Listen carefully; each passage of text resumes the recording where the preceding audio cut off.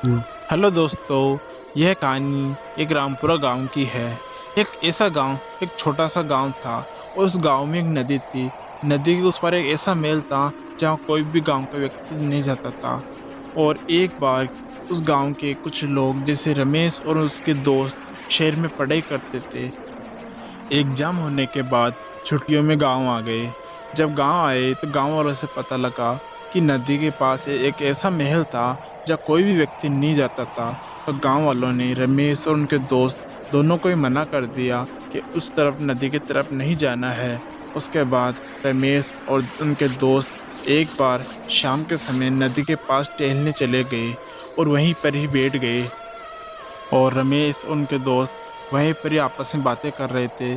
तभी रमेश की दोस्त की नज़र नदी के उस पार जो महल था उस पर नज़र पड़ी।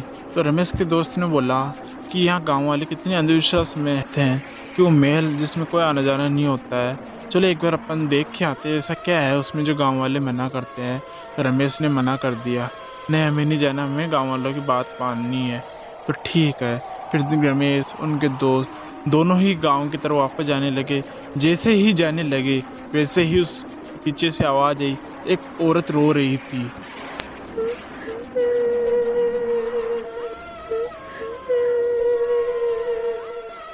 और रमेश उनके दोस्त दोनों की नज़र पीछे मुड़ के देखा तो सब सोच रहे थे ये औरत की रोने की आवाज़ किधर से आ रही है। तभी रमेश ने बोला कि उस महल की तरफ से आ रही है। रमेश के दोस्त सोच रहे थे कि कोई औरत मुसीबत में लग रही है। तभी रमेश ने बोला, हो सकता है कोई औरत मुसीबत में नहीं हो और गांव वाले जो बोल रहे हो सच हो। फिर रमेश के दोस्त बोले कि यार तू भी अंधविश्वासों में रह रहा है, हमें उस औरत की तरफ चलना चाहिए जिसकी रोने की आवाज़ हो रही हो सकता है सच्ची में एक औरत मुसीबत में हो, हमें उसकी मदद करनी चाहिए। फिर रमेश ने बोला चलो ठीक है चलो। फिर रमेश उनके दोस्त नदी पार करने के लिए पुल पे चढ़ के पुल पर चल रहे थे। जैसे जैसे महल के पास जा रहे थे वैसे वैसे जंगली जानवरों की रोने की आवाज़ आ रही थी। महल के नज़दीक पहुँचे, तेज हवाएं आनी स्टार्ट हुई, काले बादल मंडराने लग गए और महल का दरवाज़ा ऑटोमेटिक अपने आप ही खुल गया। रमेश और उसके दोस्त जैसे ही महल में गए दरवाज़ा ऑटोमेटिक ही बंद हो गया। और रमेश वो सोच रहा था ये दरवाज़ा कैसे, उनको थोड़ी बहुत घबराहट हो रही थी।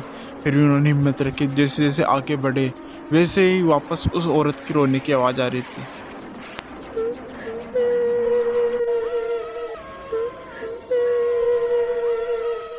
दोस्तों आगे उस मेल में क्या हुआ और क्या होगा हम अपने दूसरे भाग में समझाएंगे आपको।